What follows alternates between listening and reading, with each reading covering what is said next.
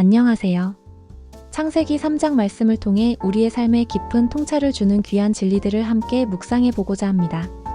창세기 3장은 인류의 타락과 그로 인한 죄의 시작, 그리고 그럼에도 불구하고 우리를 향한 하나님의 변함없는 사랑과 구원의 계획이 담겨 있는 매우 중요한 장입니다.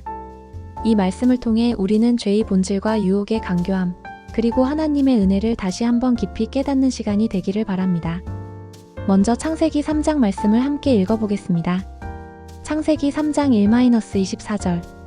그런데 뱀은 여호와 하나님이 지으신 들짐승 중에 가장 강교하니라. 뱀이 여자에게 물어 이르되 하나님이 참으로 너희에게 동산 모든 나무의 열매를 먹지 말라 하시더냐. 여자가 뱀에게 말하되 동산 나무의 열매를 우리가 먹을 수 있으나 동산 중앙에 있는 나무의 열매는 하나님의 말씀에 너희는 먹지도 말고 만지지도 말라 너희가 죽을까 하노라 하셨느니라. 뱀이 여자에게 이르되 너희가 결코 죽지 아니하리라. 너희가 그것을 먹는 날에는 너희 눈이 밝아져 하나님과 같이 되어 선악을 알 줄 하나님이 아심이니라. 여자가 그 나무를 본즉 먹음직도 하고 보암직도 하고 지혜롭게 할 만큼 탐스럽기도 한지라. 여자가 그 열매를 따먹고 자기와 함께 있는 남편에게도 주매 그도 먹은지라. 이에 그들의 눈이 밝아져 자기들이 벗은 줄을 알고 무화과나무 잎을 엮어 치마로 삼았더라.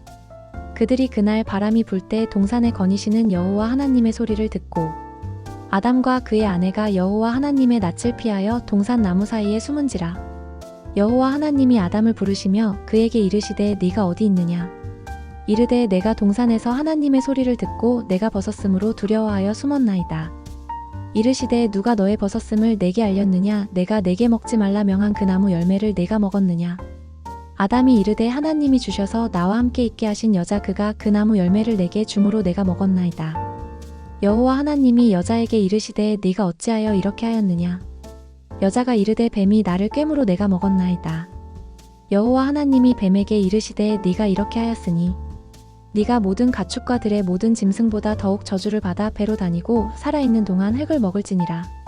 내가 너로 여자와 원수가 되게 하고 내 후손도 여자의 후손과 원수가 되게 하리니 여자의 후손은 내 머리를 상하게 할 것이요 너는 그의 발꿈치를 상하게 할 것이니라 하시고 또 여자에게 이르시되 내가 내게 임신하는 고통을 크게 더하리니 네가 수고하고 자식을 낳을 것이며 너는 남편을 원하고 남편은 너를 다스릴 것이니라 하시고 아담에게 이르시되 네가 내 아내의 말을 듣고 내가 내게 먹지 말라 한 나무의 열매를 먹었은즉 땅은 너로 말미암아 저주를 받고 너는 내 평생에 수고하여야 그 소산을 먹으리라.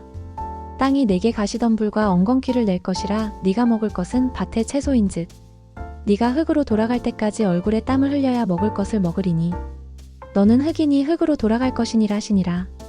아담이 그의 아내의 이름을 하와라 불렀으니 그는 모든 산자의 어머니가 됨이더라. 여호와 하나님이 아담과 그의 아내를 위하여 가죽옷을 지어 입히시니라. 여호와 하나님이 이르시되 보라 이 사람이 선악을 아는 일에 우리 중 하나 같이 되었으니 그가 그의 손을 들어 생명나무 열매도 따먹고 영생할까 하노라 하시고 여호와 하나님이 에덴 동산에서 그를 내보내어 그의 근원이 된 땅을 갈게 하시니라. 이같이 하나님이 그 사람을 쫓아내시고 에덴 동산 동쪽의 그룹들과 두루 도는 불 칼을 두어 생명나무의 길을 지키게 하시니라. 자, 이제 이 창세기 3장의 말씀을 통해 우리가 깊이 묵상해야 할 몇 가지 중요한 포인트들을 살펴보겠습니다. 첫 번째 묵상 포인트 유혹의 강교함과 죄의 시작. 1절 말씀을 다시 보십시오. 뱀은 강교하게 접근하여 하나님의 말씀을 왜곡하고 하와의 마음속에 의심을 심기 시작합니다. 뱀은 직접적으로 하나님은 거짓말쟁이야 라고 말하지 않고 하나님이 정말 그렇게 말씀하셨어? 라고 질문하며 하와 스스로 하나님의 말씀에 의문을 품게 만듭니다. 이는 사탄이 오늘날에도 우리를 유혹하는 방식과 동일합니다. 우리의 연약한 부분을 파고들어 마치 우리를 위하는 것처럼 가장하여 하나님의 말씀에 대한 신뢰를 흔들고 의심을 불러일으킵니다. 이 뱀의 유혹 과정은 매우 단계적입니다. 하나님의 말씀을 부분적으로만 언급하며 불완전한 정보를 제공하고 이어서 하나님이 정하신 경계에 대해 의문을 제기합니다. 그리고는 5절에서 너희가 그것을 먹는 날에는 너희 눈이 밝아져 하나님과 같이 되어 선악을 알 줄 하나님이 아심이니라 라고 말하며 하나님처럼 될 수 있다는 탐욕적인 욕망을 자극합니다. 하나님의 명령을 어기면 죽을 것이라는 경고를 결코 죽지 아니하리라며 완전히 부정합니다. 사탄은 결코 우리에게 명백한 악을 권유하지 않습니다. 대신 우리에게 좋은 것처럼 더 나은 것처럼 우리를 자유롭게 하는 것처럼 위장하여 다가옵니다. 우리가 하나님의 말씀에 대한 확고한 믿음이 흔들릴 때 우리는 이 간교한 유혹에 쉽게 넘어갈 수 있습니다. 두 번째 묵상 포인트, 욕망과 불순종의 결과. 6절은 하와가 선악과를 바라보며 느꼈던 감정들을 생생하게 묘사합니다. 하와는 선악과를 단순히 금지된 열매가 아니라 자신의 욕망을 충족시켜줄 대상으로 인식하기 시작합니다. 먹음직하다는 육체의 정욕을, 보암직하다는 안목의 정욕을, 지혜롭게 할 만큼 탐스럽다는 이생의 자랑을 상징합니다.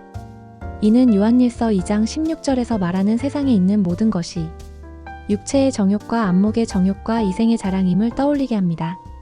하와는 하나님의 말씀을 신뢰하기보다 자신의 눈과 마음을 사로잡는 욕망에 굴복했습니다. 아담 또한 하와가 건넨 열매를 아무런 제지 없이 받아먹음으로써 불순종에 동참하게 됩니다. 이 불순종의 결과는 즉각적으로 나타납니다. 7절, 그들의 눈이 밝아져 자기들이 벗은 줄을 알고 무화과나무 잎을 엮어 치마로 삼았더라. 이전에는 부끄러움을 몰랐던 순결한 상태에서 죄를 지음으로써 죄책감과 수치심을 느끼게 된 것입니다. 하나님과의 친밀한 교제의 관계가 깨지고 자기 자신에게 부끄러움을 느끼는 존재가 되어버렸습니다. 이처럼 죄는 단순히 하나님의 명령을 어기는 것을 넘어 우리 존재 자체를 왜곡하고 파괴하는 무서운 결과를 가져옵니다. 세 번째 묵상 포인트, 죄에 대한 하나님의 질문과 변명. 8절과 9절은 죄를 지은 인간과 하나님의 관계가 어떻게 변했는지를 극명하게 보여줍니다. 이전에는 하나님과의 친밀한 동행을 기뻐했던 아담과 하와가 이제는 하나님을 두려워하여 숨습니다. 죄는 우리로 하여금 하나님과의 관계에서 멀어지게 하고 그분으로부터 도망치게 만듭니다. 하나님은 아담에게 네가 어디 있느냐라고 물으십니다. 이 질문은 아담이 지리적으로 어디에 있는지를 몰라서 하신 질문이 아닙니다. 이 질문은 아담의 영적인 상태, 즉 하나님과의 관계가 어디까지 망가졌는지를 묻는 질문이었습니다. 아담은 내가 동산에서 하나님의 소리를 듣고 내가 벗었으므로 두려워하여 숨었나이다라고 답합니다. 그는 자신의 죄를 인정하기보다는 벗은 몸 때문에 두려워 숨었다고 변명합니다. 이어서 11절부터 13절까지는 아담과 하와의 무책임한 변명이 이어집니다.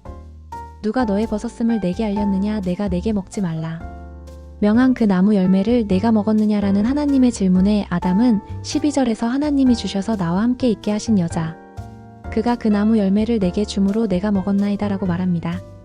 그는 자신의 죄를 여자에게 돌리고 심지어는 여자를 주신 하나님께까지 책임을 전가하는 듯한 태도를 보입니다. 하와 역시 13절에서 뱀이 나를 꿰므로 내가 먹었나이다 라고 뱀에게 책임을 돌립니다. 이처럼 죄는 자기 책임을 회피하고 남 탓을 하게 만드는 본성을 가지고 있습니다. 네 번째 묵상 포인트, 죄에 대한 하나님의 공의로운 심판과 은혜의 약속. 하나님은 죄를 지은 뱀, 하와, 아담에게 각각 공의로운 심판을 선고하십니다. 뱀에게는 가장 혹독한 저주를 내리시고 14절, 여자에게는 임신과 출산의 고통을 더하시고 남편을 원하고 남편의 다스림을 받을 것이라고 하십니다. 16절, 아담에게는 땅이 저주를 받아가시던 불과 엉겅퀴를 낼 것이며 평생 수고해야만 소산을 얻고 결국 흙으로 돌아갈 것이라고 말씀하십니다. 17-19절, 이 심판은 죄에 대한 하나님의 단호한 공의를 보여줍니다. 죄는 결코 가볍게 여겨질 수 없으며 반드시 그 대가를 치르게 됩니다. 그러나 이 심판 속에서도 우리는 하나님의 놀라운 은혜와 구원의 약속을 발견할 수 있습니다. 15절 말씀은 특별히 중요합니다. 내가 너로 여자와 원수가 되게 하고 내 후손도 여자의 후손과 원수가 되게 하리니 여자의 후손은 내 머리를 상하게 할 것이요 너는 그의 발꿈치를 상하게 할 것이니라 하시고, 이 구절은 소위 원시 복음이라고 불리는 말씀으로 미래의 여인의 후손을 통해 사탄의 권세가 깨어질 것이라는 메시아에 대한 최초의 예언입니다. 죄로 인해 모든 것이 망가졌음에도 불구하고 하나님은 즉시 구원의 계획을 선포하시며 인류에게 희망을 주셨습니다. 죄악 가운데서도 우리를 포기하지 않으시는 하나님의 사랑을 엿볼 수 있는 부분입니다. 다섯 번째 묵상 포인트, 가죽옷과 에덴 동산 추방 그리고 하나님의 사랑. 아담과 하와는 자신들의 벗은 몸을 가리기 위해 무화과나무 잎으로 치마를 만들었습니다. 이는 자신들의 힘으로 죄를 가리려 했던 인간의 첫 시도였습니다. 그러나 그것은 불완전하고 임시적인 것에 불과했습니다. 21절 말씀을 보면 여호와 하나님이 아담과 그의 아내를 위하여 가죽옷을 지어 입히시니라. 하나님께서는 그들의 부끄러움을 가려주기 위해 짐승을 잡아 피를 흘리게 하시고 가죽옷을 만들어 입히셨습니다. 이는 죄를 가리고 용서받기 위해서는 누군가의 희생이 필요하다는 것을 암시합니다. 예수 그리스도의 십자가 대속의 죽음을 미리 보여주는 예표적인 사건으로 해석될 수 있습니다. 그리고 23절과 24절에서 아담과 하와는 에덴 동산에서 쫓겨나게 됩니다. 에덴 동산은 하나님과의 완전한 교제와 영생이 가능했던 곳입니다. 그곳에서 추방되었다는 것은 하나님과의 관계가 단절되고 죄의 결과로 죽음과 고통의 세상으로 내던져졌음을 의미합니다. 그러나 동시에 이는 죄인된 인간이 영원히 살면서 죄 가운데 영생할 수 없도록, 즉 더 큰 비극을 막기 위한 하나님의 자비로운 조치이기도 합니다. 생명나무의 길을 막으신 것은 영원한 죽음, 대신 구원의 길을 예비하시겠다는 하나님의 깊은 사랑이 담겨 있습니다. 사랑하는 여러분, 창세기 3장은 죄가 어떻게 시작되었고 그 결과가 얼마나 비참한지를 분명히 보여줍니다. 동시에 죄인된 우리를 향한 하나님의 한결같은 사랑과 구원의 계획이 이미 오래전부터 시작되었음을 깨닫게 합니다. 우리는 모두 아담과 하와의 후손으로서 죄의 본성을 가지고 태어났으며 끊임없이 유혹에 노출되어 있습니다. 하지만 우리에게는 죄의 권세를 이기신 예수 그리스도의 구원이 있습니다. 이 말씀을 묵상하며 다음과 같은 질문들을 스스로에게 던져보면 좋겠습니다. 나는 어떤 면에서 뱀의 유혹에 쉽게 넘어가는가? 나의 약점은 무엇인가? 나는 하나님의 말씀보다 나의 욕망을 더 중요하게 생각하고 있지는 않은가? 나의 불순종은 어떤 결과를 초래하는가? 내가 혹시 죄를 변명하고 책임을 회피하고 있지는 않은가? 나는 하나님의 은혜, 특히 예수 그리스도를 통한 구원의 은혜를 어떻게 경험하고 있는가? 하나님께서 내게 맡기신 경계는 무엇이며 나는 그것을 잘 지키고 있는가? 나의 삶 속에서 하나님의 주권을 인정하고 있는가? 창세기 3장은 단순히 과거의 이야기가 아니라 오늘날 우리의 삶 속에서 끊임없이 반복되는 죄와 유혹, 그리고 그 가운데서도 우리를 붙드시는 하나님의 사랑과 은혜에 대한 이야기입니다. 이 말씀을 통해 죄에 대한 경각심을 가지고 오직 예수 그리스도 안에서 주어진 구원의 은혜를 감사하며 살아가는 우리가 되기를 간절히 바랍니다. 감사합니다.